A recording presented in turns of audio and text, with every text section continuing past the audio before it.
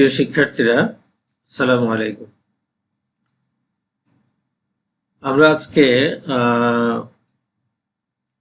verbs based on tense part 4 এ পর্যায়ে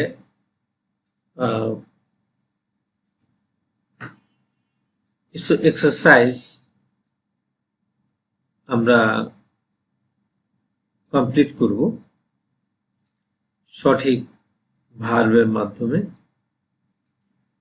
কারণ হচ্ছে যে আমরা এতদিন পর্যন্ত যে জিনিসটি শিখেছি যে রাইট ইউজ অফ ভার্ব, সেটা কিন্তু এই আজকের যে এক্সারসাইজ আমরা প্র্যাকটিস করব। যদিও এর কলেবর আরো পরীক্ষায় কখনো হয়তো বড় থাকে, কখনো ছোট থাকে। যাই হোক, আমরা আমাদের শিক্ষার সুবিধার জন্য কোথায় কেন মানে কোন শব্দটি তার পরিবর্তিত রূপ কি হবে, কেন হয়েছে, আমাদের একটি ব্যাখ্যাও তোমাদের সামনে তুলে ধরার জন্য চেষ্টা করেছি, তোমাদের বোঝার সুবিধার জন্য। আমি তোমাদের আরো একটি জিনিস বলে রাখি, সেটা হচ্ছে আমরা যখন রাইট ইউজ অফ ভার্বের প্রয়োগ কোনো প্যাসেজে আমরা করব, তখন আমাদেরকে মনে রাখতে হবে কতগুলো জিনিস। তার মধ্যে একটা হচ্ছে যে প্যাসেজটি কোন টেন্সে আছে এটা আমাদেরকে জানা দরকার। কেননা প্রেজেন্ট টেন্সে থাকলে ভার্বের রূপ একরকম হবে, পাস্ট টেন্সে থাকলে একরকম হবে, ফিউচারে হলে একরকম হবে। আবার আমাদেরকে দেখতে হবে যে পুরো প্যাসেজটি কি একই টেন্সে আছে না বিভিন্ন টেন্সের প্রয়োগ করা হয়েছে। হয়তো দেখা গেল একটি সেন্টেন্স আছে প্রেজেন্ট টেন্সে, আবার আরেকটি সেন্টেন্স আছে পাস্ট টেন্সে। এভাবে টেন্সের পরিবর্তন হতে পারে। এছাড়া আমাদেরকে দেখতে হবে যে সাবজেক্ট তার কোন অবস্থানটা রয়েছে, অর্থাৎ কোন পার্সনে এবং কোন নাম্বারে রয়েছে সাবজেক্ট। এটি গুরুত্বপূর্ণ জিনিস। যেমন সাবজেক্ট যদি থার্ড পার্সন সিঙ্গুলার নাম্বার হয়, প্রেজেন্ট ইনডেফিনিট টেন্সে তার ভার্বের শেষে এস বা ইএস যুক্ত হয়। এই জন্য এক্ষেত্রে আমাদেরকে সাবজেক্টের আমাদের পার্সন এবং নাম্বার এর আমাদের এক্ষেত্রে জানা প্রয়োজন রয়েছে। এছাড়া আমাদের জানা দরকার রয়েছে যে সেন্টেন্সটি অ্যাক্টিভ ভয়েসে আছে না প্যাসিভ ভয়েসে আছে। কারণ অ্যাক্টিভ ভয়েস থাকলে একটা রূপ হবে, প্যাসিভ ভয়েস থাকলে আরেকটা রূপ হবে। তো এই বিষয়গুলো সামনে রেখেই আমরা তোমাদের সামনে কয়েকটি প্যাসেজ উপস্থাপন করব পর্যায়ক্রমে, এবং সেগুলোর পরিবর্তন অর্থাৎ যে গ্যাপগুলো দেওয়া আছে, কিছু প্যাসেজ আছে যেগুলো উইথ ক্লুজ আর কোনোটা রয়েছে উইদাউট ক্লুজ। আমাদের নিজেদেরকেই সেখানে ভাগ প্রোভাইড করে সেই প্যাসেজের শূন্যস্থান আমাদের পূরণ করতে হবে। চলো আমরা সামনে দিকে এগিয়ে যাই। প্রথম passage, complete the following passage with suitable verbs from the box. Complete the following passage with suitable verbs from the box. Box থেকে সঠিক ভাব বাছাই করে এটাকে শূন্যস্থানে বসানোর জন্য আমরা বলছি put them in the correct tense, এবং সেই শব্দগুলোকে অর্থাৎ সেই ভার্বগুলোকে সঠিক টেন্স ফর্মে, প্রেজেন্ট যদি হয় তাহলে প্রেজেন্টের কোন নিয়মে হবে, পাস্ট হলে কোন নিয়মে হবে, সেটা ইনডেফিনিট হতে পারে, কন্টিনিউয়াস হতে পারে, ইত্যাদি বিভিন্ন রূপে হতে পারে। ইউজ নেগেটিভস হোয়ার নেসেসারি, যদি আবার নেগেটিভ, কারণ আমরা ইতিপূর্বে আমরা নেগেটিভের আলোচনা করেছি যখন আমরা টেন্সের পরিবর্তনগুলো আমরা আলোচনা করেছি, তখন আমরা সেন্টেন্সের নেগেটিভ ফর্মের বিষয়টিও আমরা আলোচনা করেছি। এখানেও তাই বলা হচ্ছে। আমাদের এখানে বক্সে যে ভার্বগুলো দেওয়া আছে সেগুলো দেখো। চেক, চেক মানে নিয়ন্ত্রণ করা। এই প্রত্যেকটা ভার্বই তার ইনফিনিটিভ ফর্মে, বেস ফর্মে দেওয়া আছে। লিভ বাস করা, রাইজ জাগা, এটা আক্রমণ করা বা আক্রান্ত হওয়া, সাফার ভোগা, বিকাম হওয়া, এনশিওর নিশ্চিত করা। এখন এখানে আমাদের যে কটা গ্যাপ আছে আমাদের নিচের প্যাসেজটিতে, সেখানে 5টি গ্যাপ আছে এ থেকে এই পর্যন্ত। কিন্তু আমাদের এইখানে যে ভার্ব দেওয়া আছে বক্সে, সেখানে 7টি ভার্ব দেওয়া রয়েছে। আমাদের এই 7টি থেকে 5টিকে বাছাই করে তার সঠিক রূপ আমাদের প্রয়োগ করতে হবে। চলো আমরা সঠিক রূপ প্রয়োগ করি। In Dhaka city we dash in a polluted environment. আমরা যদি এটাকে প্রয়োগ করি তাহলে আমরা কি করছি, এটা একটা কন্টিনিউয়াস প্রসেস বোঝানো হচ্ছে। In Dhaka city we are living, live ভার্বটাকে আমরা এখানে প্রয়োগ করছি, এটি হচ্ছে এখানে suitable verb. In a polluted environment, it dash more and more polluted day by day. অতএব এটা একটা continuation. It is becoming, it is become ভার্বকে আমরা এখানে বাছাই করেছি সুইটেবল ভার্ব হিসাবে। It is becoming more and more polluted day by day. We know that a sound environment,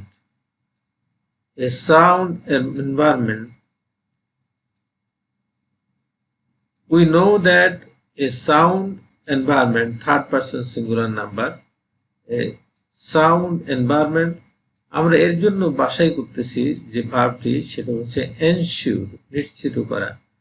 environment ensure a sound life। আমরা এটাকে দুভাবে উপস্থাপন করতে পারি। যেহেতু subject third person singular number, অতএব ভার্বের শেষে এস যোগ হবে, এনশিওরস। আবার আমরা এটাকে অন্যভাবে বলতে পারি, সেটা হচ্ছে যে can ensure a sound life. Here people dash with various diseases. এখানে মানুষ নানা রোগে, তাহলে কি হয়, মানুষ নানা রোগে অ্যাটাকড হয়, এখানে আছে আক্রান্ত হয়। তাহলে আমরা হিয়ার পিপল, যদি আমরা বলি যে হিয়ার পিপল অ্যাটাক, তাহলে তারা কাউকে আক্রমণ করতেছে। কিন্তু আমরা বলছি যে এখানে এনভায়রনমেন্ট সংক্রান্ত বলতে গিয়ে যে মানুষ নানা উইথ ভেরিয়াস ডিজিজ, তাহলে মানুষ আক্রান্ত হচ্ছে, আমরা এটা বলতেছি। এই জন্য এটা হবে প্যাসিভ ফর্ম, যে here people are attacked, here people are attacked with various diseases, নানা রোগে। It must be dashed immediately, it must be dashed, এটা খুব তাড়াতাড়ি। তাহলে কি করতে হবে সেটা কেন বুঝতে হচ্ছে। তাহলে এটা আমাদেরকে ইট মাস্ট বি, যেহেতু বি মাস্ট বি আছে, মাস্ট বি যদি থাকে, বির পরে মূল ভার্বের পাস্ট পার্টিসিপল বসে। অতএব এখানে আমরা যদি খুঁজে পাই তাহলে কি করতে হবে, আমরা শুরুর ভার্বটা যেটা যে চেক, নিয়ন্ত্রণ করা, তাহলে আমরা বলতে পারি এখানে এটাই suitable verb, it must be checked immediately. এটা কোনো প্রকার কালক্ষেপণ না করে এটাকে নিয়ন্ত্রণ করা উচিত। তাহলে আমরা পেয়ে গেলাম গ্যাপগুলোতে, এতে আর লিভিং, বিতে ইজ বিকামিং, সিতে এনশিওরস অর ক্যান এনশিওর, ডিতে আর অ্যাটাক, ইতে চেক। আমরা এবার একটু পরখ করে নেব যে কোথায় কেন এগুলো বসলো এক্সপ্লানেশনের মাধ্যমে। এক্সপ্লানেশন অর্থাৎ আমরা যেখানে যে ভার্বটা প্রয়োগ করলাম সেটা কেন করলাম সেটা এখানে ব্যাখ্যার মাধ্যমে দেখা হয়েছে তোমাদের বোঝার সুবিধার জন্য। এতে প্যাসেজটি প্রেজেন্ট টেন্সে লেখা হয়েছে এবং সেন্টেন্সটি কন্টিনিউশন বা চলমানতা বোঝাতে আর লিভিং হয়েছে। বিতে আবারও কন্টিনিউশন বোঝাতে ইজ বিকামিং হয়েছে। চলমানতা প্রেজেন্ট টেন্সে অর্থাৎ কন্টিনিউয়াস টেন্স হওয়াতে। সাবজেক্ট থার্ড পারসন সিঙ্গুলার হয় এনশিওরস, অথবা থার্ড পারসন সিঙ্গুলার না হলেও হতে পারতো ক্যান এনশিওর, দুটোই হতে পারে। অতএব এখানে থার্ড পারসন সিঙ্গুলার হয় এনশিওরস হতে পারে, ক্যান এনশিওর হতে পারে। ডিতে আমরা লক্ষ্য করছি প্যাসিভ ভার্ব ও প্লুরাল সাবজেক্ট হয়। ভার্বটি প্যাসিভ, সাবজেক্টিভ আর প্লুরাল, যার কারণে ইজ অ্যাটাক না হয়ে আর অ্যাটাক হয়েছে। মাস্ট বি এর পরে ভার্বের পাস্ট পার্টিসিপল হয়, তাই চেকড হয়েছে। আমি যে কথাগুলো আগে বলেছি সেগুলি তোমাদের বোঝার সুবিধার জন্য আমি এগুলোকে এখানে লিখে প্রকাশ করার চেষ্টা করেছি। যদি তোমরা এইভাবে যদি মানে প্যাসেজ সুইটেবল ভার্ব দিয়ে প্যাসেজ কমপ্লিট করো, তাহলে তোমার দেখা যাবে যে কয়েকটা প্যাসেজ এভাবে যদি করা হলেই রাইট ইউজ অফ ভার্বের যে ব্যবহারটা এটা খুব সহজ হয়ে যাবে তোমাদের জন্য।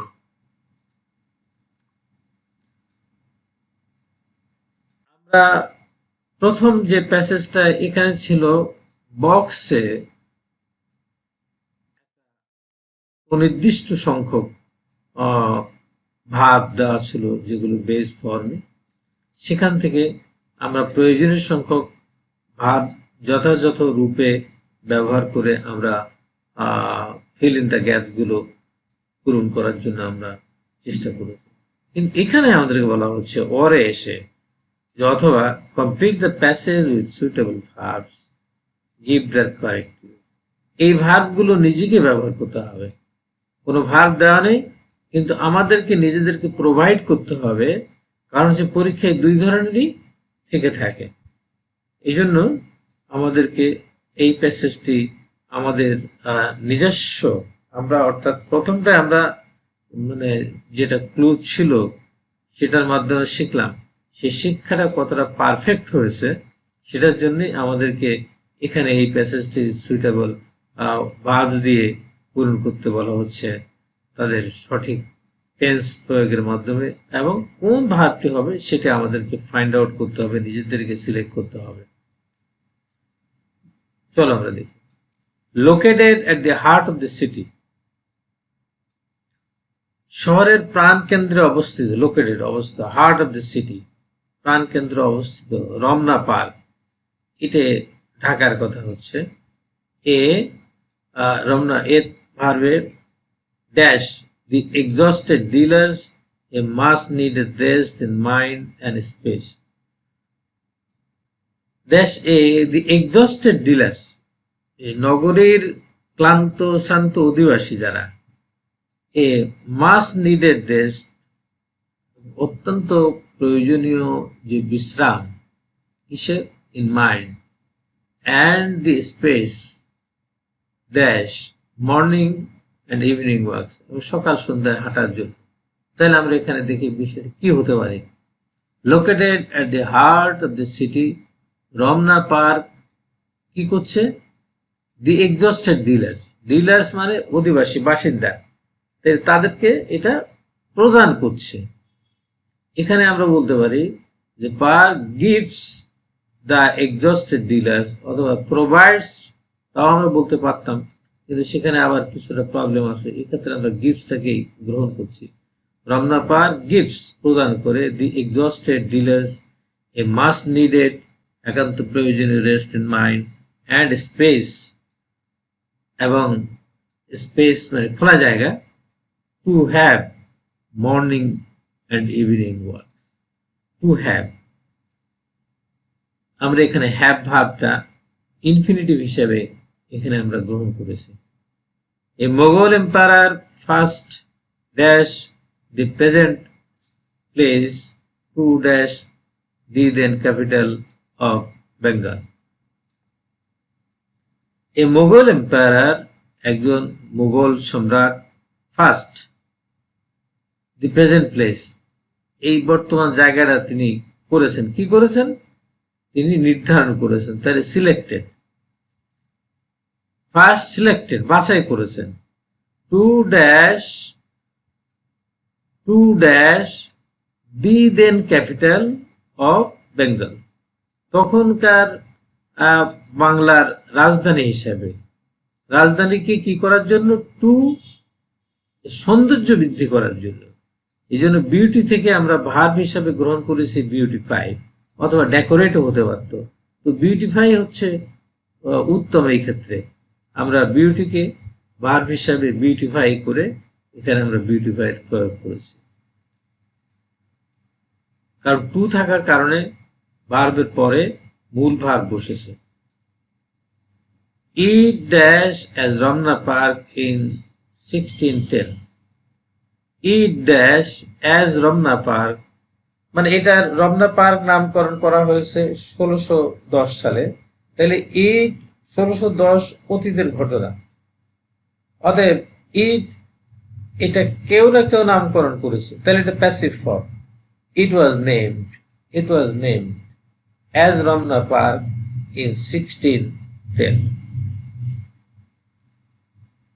এক্সপ্লানেশন, আমরা যেটা আগের বার বলেছি যে বক্সের ভাগগুলো দিয়ে শূন্যস্থান পূরণের ক্ষেত্রে, তো এখানে কোনো বক্স নেই।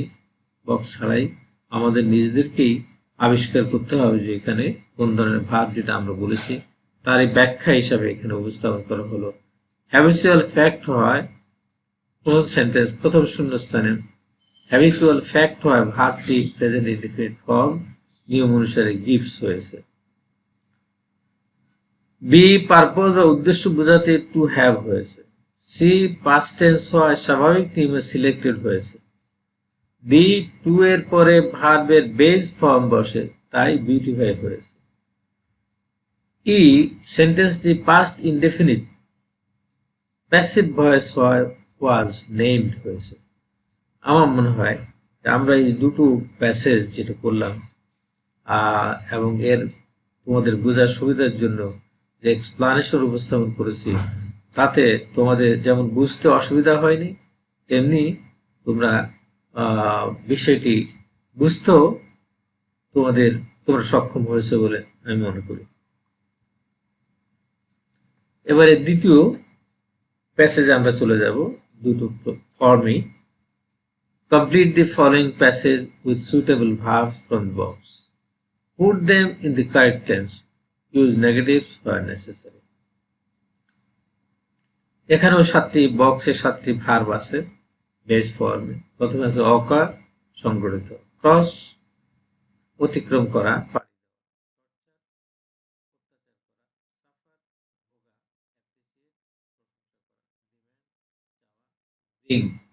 কোন জিনিস ঘটা বা আনা। প্যাসেজটি হচ্ছে এ সিভিয়ার ক্ল্যাশ। ক্ল্যাশ মানে সংঘাত, সিভিয়ার মানে মারাত্মক। A severe clash dash yesterday in front of Dhaka college between students and police. তাহলে আমরা মানে ছাত্র এবং পুলিশের মধ্যে সংগঠিত হয়েছে। তাহলে এখানে উপরে ভার্বগুলো থেকে যদি আমরা লক্ষ্য করি, তাহলে দেখবো যে অকার ভার্বটা এখানে প্রযোজ্য হয়। অতএব ইয়েস্টারডে যেহেতু হয়েছে অতীতকালে, অতএব অকার্ড, এখানে আমরা সুইটেবল ভার্ব হিসাবে অকার্ড প্রয়োগ করতে পারি। The students dash out processions dash the punishment of the accused officers who dash the students. একটা সেন্টেন্সেই তিনটি শূন্যস্থান আমাদেরকে পূরণ করতে হবে, এবং যেহেতু আগের সেন্টেন্সটি আমরা লক্ষ্য করছি পাস্ট টেন্সে ছিল, এই সেন্টেন্সটিও পাস্ট টেন্সে রয়েছে, এবং এখানে পাস্ট টেন্স এবং ভার্বের বিভিন্ন পাস্ট টেন্সের আলোকে প্রয়োগ আমরা এখানে লক্ষ্য করব। The students out, bring out, যেহেতু পাস্ট টেন্স অতএব ব্রট আউট।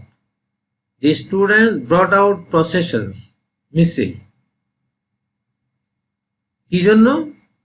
পরবর্তী যেহেতু দি পানিশমেন্ট, তাহলে তারা কিছু একটা চেয়েছে, তাহলে ডিম্যান্ড তারা করেছে। তাহলে demanding the punishment of the accused, অভিযুক্ত officer, who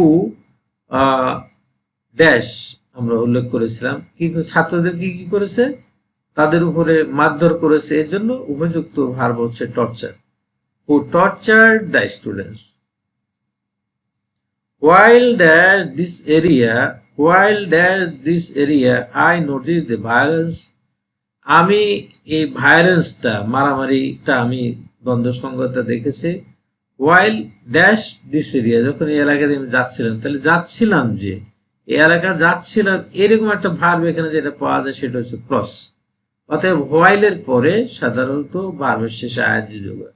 while crossing this area, I noticed the violence. Explanation, yesterday দ্বারা পাস্ট টেন্স বোঝানোতে ভার্বটি অকার্ড হয়েছে। ইয়েস্টারডের ঘটনার পর ছাত্রদের মিছিল স্বাভাবিকভাবেই অতীতকালের ঘটনা, তাই ব্রিং ভার্বের পাস্ট টেন্স ব্রট হয়েছে। মূল ভার্বের পরবর্তী ভার্বের সঙ্গে আইএনজি যুক্ত হয়, তাই ডিমান্ডিং হয়েছে। মেইন ভার্ব হয় পাস্ট ইনডেফিনিটের নিয়মে ভার্বটি টর্চার হয়েছে। while এর পরে সাবজেক্ট না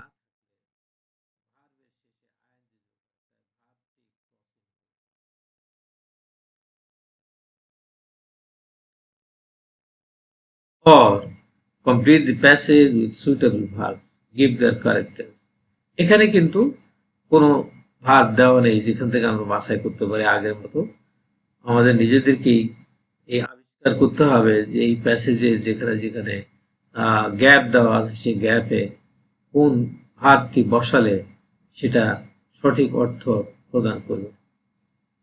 আমরা এখানে স্টুডেন্ট আমরা দেখতে পাচ্ছি যে প্যাসেজটি যেটা আছে সেটা স্টুডেন্ট লাইফের উপরে।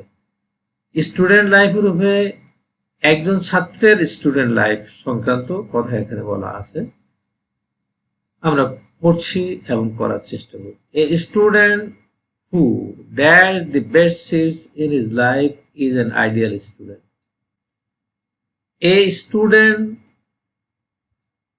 হু dash the best seats, seeds মানে বীজ, তাই বীজের সাথে বপন করার সম্পর্ক। In his life is an ideal ideal, তাহলে বীজ বপন করা হয়, তাহলে বীজ যখন বপন করা হয় তার ইংরেজি হচ্ছে সো। তোমরা নিচের দিকে তোমরা যদি দেখো, আমরা সুইটেবল তোমরা যদি মানে এক্সপ্লানেশন যদি দেখো, এক্সপ্লানেশনটা দেখলেই তোমরা বুঝবে সেখানে সুইটেবল ভার্বও দেওয়া আছে এবং মূল ভার্বটাও সেখানে দেওয়া আছে। এখানে আমরা সো ভার্বটাকে গ্রহণ করতে পারি, কিন্তু যেহেতু এ স্টুডেন্ট এবং তার পরিবর্তে হু বসেছে, অতএব third person singular number, so হয়ে যাবে sows. He never dash with his brothers and sisters. He never dash, সে কখনো dash with his brothers and sister, তার ভাই বোনদের সাথে কি করে না, এক প্রথমত হয় মারামারি করে না, আরটা হচ্ছে ঝড়ে ব্যবহার করে না। সাধারণত আমরা দুটোই গ্রহণ করতে পারি, কিন্তু ভাই ছোট এই ছাত্র জীবনে ভাই বোনদের মধ্যে মারামারির ঘটনাটা খুব কমই ঘটে থাকে, এখানে ঝগড়া বিবাদ হতে পারে। আমরা এখানে ভাবটি সেখানে কোয়ারেল হিসাবে আমরা ব্যবহার করতে পারি কোয়ারেল ভাবকে। তাহলে হি যেহেতু থার্ড পারসন সিঙ্গুলার নাম্বার, অতএব কোয়ারেলটা পরিবর্তিত হয়ে কোয়ারেলস হয়ে যাবে। He dash his lessons regularly and never dash himself aloof from the institute. He dash his lessons regularly, সে নিয়মিত তার পাঠ, and never কখনো himself aloof from the institution, কখনো শিক্ষা প্রতিষ্ঠান থেকে তাকে নিজেকে সে কখনো দূরে রাখে না। aloof মানে দূরে রাখা। আমরা এখানে যদি দেখি তাহলে দাঁড়াচ্ছে he dash his lessons regularly, তাহলে সে তার পাঠ নিয়মিত কি করে, তাহলে পাঠ প্রিপেয়ার করে অথবা লার্ন করে। he learns his lessons regularly, he prepares his lessons regularly আমরা বলতে পারতাম। and never dash himself aloof, তাহলে তাকে ইনস্টিটিউশন থেকে, স্কুল বা কলেজ থেকে সে বাইরে রাখে না, তাহলে কিপ। তাহলে এখানেও যেহেতু he third person singular number, আর গোটা প্যাসেজটাই প্রেজেন্ট ইনডেফিনিটে লেখা। অতএব keeps, never keeps himself aloof from the institute. An ideal student also does good use of time. এই সেন্টেন্সটিও থার্ড পারসন সিঙ্গুলার নাম্বারে লেখা এবং প্রেজেন্ট ইনডেফিনিটে।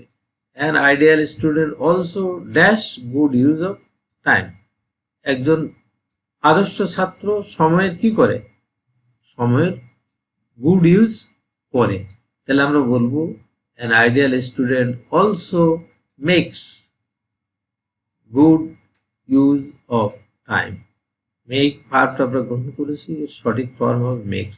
তোমরা খেয়াল করে দেখো যে এখানে প্রত্যেকটা ক্ষেত্রে যে ভার্বটা সো হয়ে গেছে সোজ, কোয়ার্ল হয়ে গেছে কোয়ার্ল, লার্ন হয়ে গেছে লার্নস, কিপ হয়ে গেছে কিপস, মেক হয়ে গেছে মেক। যার কারণে এখানে একটা চার্টের মাধ্যমে প্রথমে সুইটেবল ভার্বটা আলাদাভাবে ওভাবে না দেখে বরং সুইটেবল ভার্বের মূল ফর্ম এবং পরিবর্তিত ফর্ম আমরা পাশাপাশি মানে আমরা রাখার চেষ্টা করি যাতে বুঝতে পারি। কারণ প্যাসেজটি যেহেতু প্রেজেন্ট টেন্সে রয়েছে এবং ইনডিফিনিট ফর্মে, আর প্রত্যেকটা ক্ষেত্রেই কর্তা থার্ড পারসন সিঙ্গুলার নাম্বার হয়, ভার্বের শেষে এস বা ইএস যুক্ত হয়েছে। প্রিয় শিক্ষার্থীরা, আমাদের আজকের যে পাঠ বলা যায় যে অনেকটা হাতে কলমে শিক্ষা দেওয়ার মতো ব্যবস্থা এটা। যদি আমরা বোর্ডে এই ক্লাসটি গ্রহণ করতে পারতাম তাহলে তোমরা এটা আরো ভালোভাবে তোমরা বুঝতে পারতে এবং তোমাদের বোঝা আরো সহজ হতো। তবু আমি মনে করি যে আমরা শুধুমাত্র সুইটেবল ভার্বই বাছাই করি নাই, বরং কোনটা কেন বাছাই করেছি সেই জিনিসটাও আমরা তোমাদের সামনে ব্যাখ্যা আকারে রেখেছি। আর এই ব্যাখ্যা আকারে রাখার কারণে বিষয়টি তোমাদের পক্ষে বোঝা, উপলব্ধি করা অধিকতর সহজ হয়েছে বলে আমি মনে করি। আশা করি তোমরা আগামী দিনে আমাদের সাথে থাকবে ইনশাআল্লাহ। তোমাদের সবাইকে ধন্যবাদ জানিয়ে আমাদের আজকের ক্লাস এখানে শেষ করছি। আল্লাহ।